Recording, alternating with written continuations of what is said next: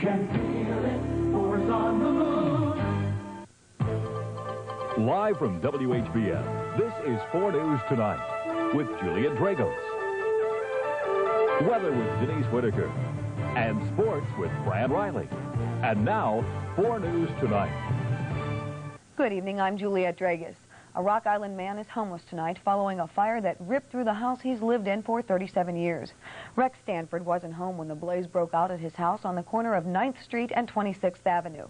When firefighters arrived around 2 this afternoon, they found smoke and flames spreading up through the walls. Investigators have determined an electrical short circuit in a second-floor bedroom caused the fire. A neighbor forced his way into the house to make sure Stanford was not trapped inside. I went through the downstairs and then went upstairs. First room, there wasn't no smoke or anything in it. In the second door, I opened, there was a unmade bed. Looked like someone had just gotten up or something. And the outlet on the wall, let me see, it'd be on the west wall, would just beat red. It would just, you could see there was fire behind it. There were no injuries in the fire. Damage is estimated at $25,000. Supporters of Iowa's riverboat gambling bill are expected to try to get the measure back in the Senate again this week. Last week, a vote was 3 short of the 26 needed for Senate passage. But the measure is eligible for reconsideration at any time. Majority Leader Bill Hutchins says that action could come again this week. The strike at Eastern Airlines is entering its 3rd day, and tonight airline officials are conceding the walkout so far has been a mess. Only a few of the Eastern flights got off the ground today, and that meant thousands of passengers were scrambling trying to get seats on other airlines. 8,500 ground workers are on strike, and the pilots who are honoring the picket lines are being criticized. Continuing to stay out, the pilots are committing economic suicide. They're risking their careers and the careers of all Eastern men and women. The company is the one that has created this situation. If anyone's creating suicide, it is Frank Lorenzo. Plans to extend the picket lines to the nation's commuter rail stations have been called off for tomorrow, following a temporary order from a federal judge. Tonight, world leaders are looking at the skies, worrying about the problem with the ozone layer. At an international conference in London, the talk is of banning man-made chemicals known as chlorofluorocarbons. They're not only contributing to the greenhouse effect, but are also destroying the ozone layer, which protects us from the sun's harmful cancer-causing rays. It's vital to our own interest, because if we don't work together on these problems, we're all at risk for what happens. The leading industrial nations have now agreed to phase out harmful aerosol sprays and gases. The objective of the conference is to persuade developing countries to help eliminate the chlorofluorocarbons. Tonight, names of a possible replacement for John Tower as Defense Secretary are being tossed around in Washington, D.C. However, the White House is still publicly saying President Bush is behind Tower, and the nominee continues to insist he will not withdraw his nomination.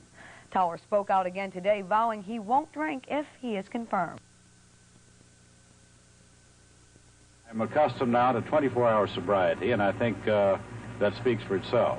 My pledge I will honor, just as I honor my pledge to defend the Constitution of the United States. Meanwhile, a new poll by the Los Angeles Times shows 2 out of 3 people do not believe Tower can keep his pledge to stay off the bottle, and less than half support him for Defense Secretary. Just ahead on 4 News Tonight, the Easter Bunny arrives in the Quad Cities. We'll hear what children are telling him. And then a little later in the show, we'll find out how a Wisconsin boy was able to make it through a whole year without watching TV. Don't go away.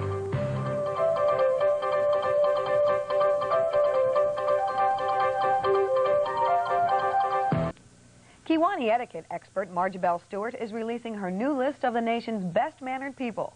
And topping that list are President George Bush and First Lady Barbara Bush.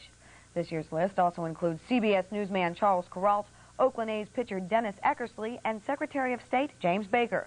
Stewart says nominations for the 5th annual Best Mannered list came from those who have contact with famous people like chauffeurs and maitre d's. The nationally known expert says there will be a new age of kinder and gentler manners that will prevail in the 1990s. You'll probably see lots of area children using their best manners if you go to the malls.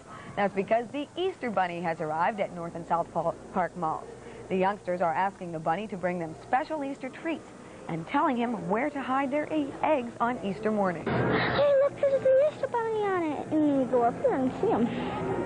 I asked him if he liked carrots and those eggs with cream inside them. He said, yeah, he liked them. The children were also getting their pictures taken with their springtime friends.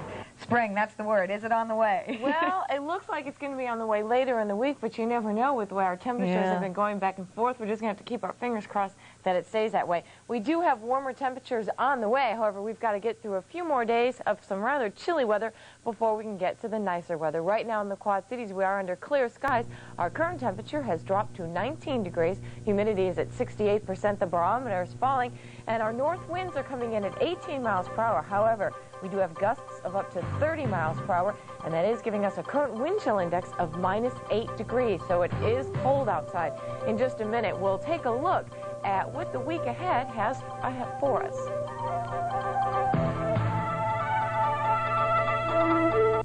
Do you know what prices will do in '89? Better keep your rotation options open. Forget carryover. Remember Blade-X, only from DuPont. Presenting the most tested and proven grass herbicide ever to hit the cornfields of America. This herbicide stops the toughest grasses and small-seeded broadleaves cold, yet it's very gentle on young corn. It can be incorporated or surface applied. And carryover? No way. Not with this one. Sound good? It is.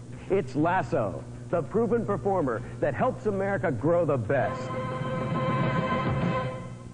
The price of carpeting is going up, but House of Carpet has what it takes to keep it down. The power of the nines. It's the power of the nines that gives you good carpeting at this great price. $9.99 from the House of Carpet. $9.99. That includes your choice of color plus pad and installation. Yes, prices are going up, but House of Carpet beats high prices with the power of the nines. Carpeting at $9.99 a yard installed from the House of Carpet, Moline. We have the power of the nines. Not a bad day today, although it was rather cold, especially with the winds. 22 was our high for the day. Our low was 17 degrees. Records for the state, 69 and -13 degrees. And 1 year ago, we were rather warm, all the way up to 45 degrees 1 year ago, and our morning low was at 19 degrees. Just a trace of snowfall did come in earlier today, so our monthly total remains at 69/100ths of an inch. Now, around the area tonight, if you can't hear that wind howling outside, then your house must be very well insulated, because the wind is out there, and it is bringing us very cold wind chills together with these rather chilly temperatures. We do have 11 degrees right now as our current temperature up into Waterloo. Dubuque is at 16. Cedar Rapids and Iowa City are sitting at 19 together with Muscatine. We do have 20 in Burlington. 21 is our current temperature in Quincy right now, and Peoria is hanging on with 24 degrees. Now, as we take a look at a spin here into Texas, they have had a lot of snowfall down there, anywhere from 12 to 14 inches. In Wichita Falls, they had 9 inches of snowfall. In Nakona, they had 11 inches of snowfall, a lot of snow, and we want to show you just what it was like to be down in Dallas today. This was Dallas earlier today, where they had quite a bit of snow and ice coming in there, and it was blowing and drifting. They had a lot of shoveling they had to do, but some people also had some fun with the snow as they were able to make some snowmen. Now, as we come back then to the Midwest tonight, still a lot of clouds around the area, and as we look here, we see that this comet-shaped system is starting to move to the east and is starting to move out of the way, but that doesn't mean that the watches and warnings are not still in effect. This is what we have in our digital radar tonight. Look at all of these watch boxes. This is a tornado warning here into Georgia and South Carolina. This is a winter storm watch. This is a winter storm watch, and these are winter storm warnings in southern Illinois and also into southern Missouri. They are expecting quite a bit of snowfall to be falling in some of those areas overnight and also into tomorrow. All of it is associated with this mess here, very icy conditions, very wet conditions, a lot of flooding in Tennessee today. 30 roads had to be closed because of an excess of water on those roads, all due to this low-pressure system here. Now, high pressure is moving in from the west. It's going to be bringing us some sunnier skies in the next couple days, but while it's going to be bringing us the sunshine, it's also going to be giving us some nice cold air to go along with it as well. And as now we do have these winter storm warnings that do remain in effect. As I just mentioned, this is in southern Illinois. And so if you're going to be doing any traveling, definitely be sure to check your road conditions ahead of time, not just in southern Illinois, but in surrounding states as well. 4 to 6 inches is possible in this portion of the state for tonight, extending into tomorrow. So our forecast around the nation tomorrow, the snow is going to be continuing in quite a few areas. We could be seeing a few flurries. but we do have temperatures in the 10s up north and in the 30s as we go to the midsection of the country. This is our sunrise-sunset times for tomorrow, and now looking at the details of our forecast tonight. We do have windy and cold conditions, partly cloudy skies, northeast winds 15 to 30 miles per hour, the low getting down to about 11. For Monday, the winds are going to continue at 15 to 25 miles per hour, the high getting up to about 23 degrees. Monday night, fair and cold, the low getting down to 6 degrees. And then on Tuesday, mostly sunny, but it is still going to be cold. That high about 24 degrees. The extended definitely looks better. We're going to have a little bit of warming each day. And look at this. On Friday, we could get up to about 50 degrees. However, the morning low will still be probably right below the freezing mark. But at least it's better than what we've had. And it's unbelievable that we really missed all of this snowfall. Just all went to the south, so we didn't get it. But you told us that could happen, too. You said we might not get any at all, and we did. Thanks, Nope, we had a few flurries. Well, tonight a Wisconsin boy is doing something he hasn't done in quite a while. He's watching TV. 13-year-old Don Lemons went 365 days without television. He says he did it because his parents bet him $500 that he couldn't do it. But tonight he's $500 richer. However, he admits he did get to hear what was on TV. TV radio that we have, you know, it's a kind of radio that you can listen to TV stations. So I used to listen to that, and it was fun because you had to imagine what they were doing.